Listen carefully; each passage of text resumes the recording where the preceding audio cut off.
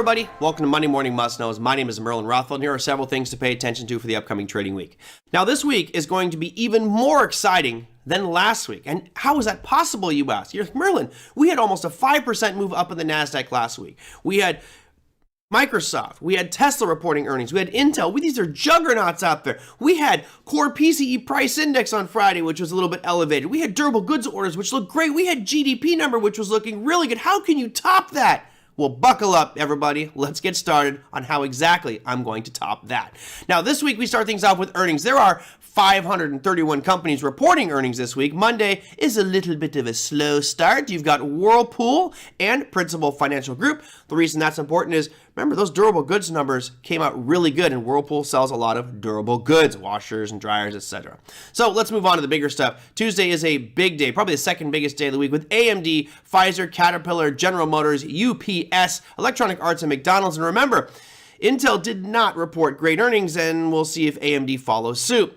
Now, it's not exactly the most exciting on Wednesday, but there are some big names there. Altria, Align Technologies, Metropolitan Life, Waste Management, and Humana. Now, the drum roll, please. Dun, dun, dun, dun. The fireworks will be going off on Thursday. This is probably the biggest day of earnings season for the next couple of months. It's a monster, a juggernaut, a behemoth.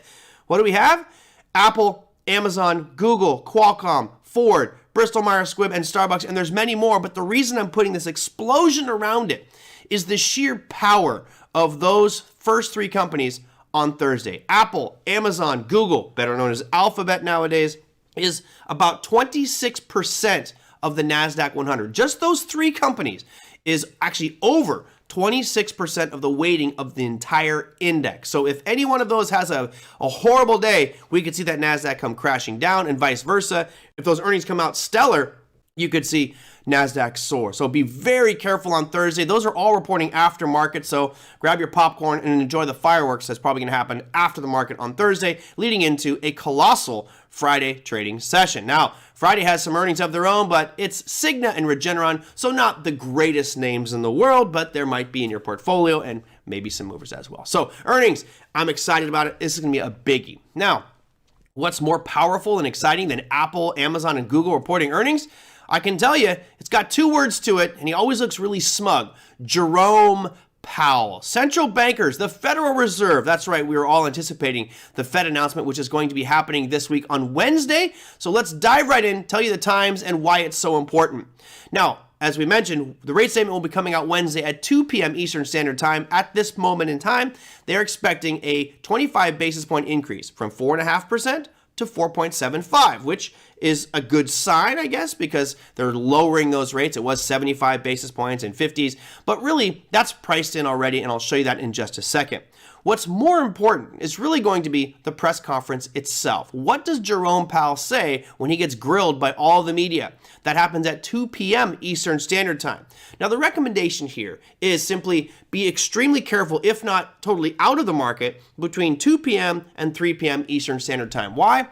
Risk management. You just don't know which way these markets are going to go. And he could say something which causes a dramatic move, a very sharp swing, and honestly, even if he doesn't say anything dramatic, you usually get wild swings in the market at that moment in time. So if you're a short-term trader, there may be opportunity, but there's also significant risk. Now, this 25 basis point increase that is expected is already priced in.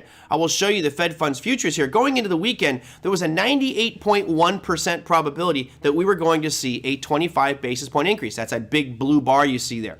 Notice to the right of that, though, there still is a smidgen of hope, 1.9%, that we could actually get a increase of 50 basis points. But let's just call that a slim chance. And technically, there actually was a very, very small probability of getting no increase at this meeting. Now, I don't think that's going to happen. I think we're pretty much locked in at 25 basis point increase, but it will be interesting during that press conference. Does he signal potential stoppage of raising rates here at the next meeting, or maybe even the one after that? Very important for the markets. Now, it's not just about the US. We talk about central banks all the time. There's other central banks around the world which will be reporting.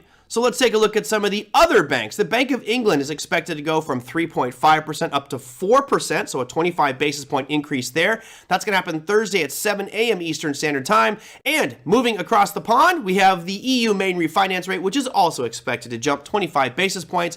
from 2.5% to 3%. That will happen Thursday at 8:15 p.m. Eastern Standard Time.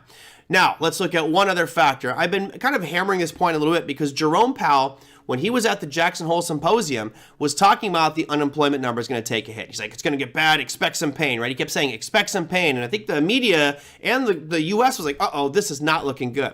So now's our chance to see, is this job data really having an impact, right? Are we starting to see the impacts from these raising rates at the bottom line employment? So let's take a peek at the jobs data coming out for this week. And there actually is quite a bit. Friday at 8:30 a.m. Eastern Standard Time, we have, drum roll please, average hourly earnings. You have non-farm employment change, and you have the unemployment rate, a trifecta, if you will. Now, to put it into perspective, what's going on with the unemployment rate? Based off what Jerome Powell has been saying, you would expect it to be rising. Well, this goes all the way back into 2020 when the pandemic hit. We were up over almost 15%, and now we are stuck right around 3.5. Now, we have been moving up and down about 0.1%.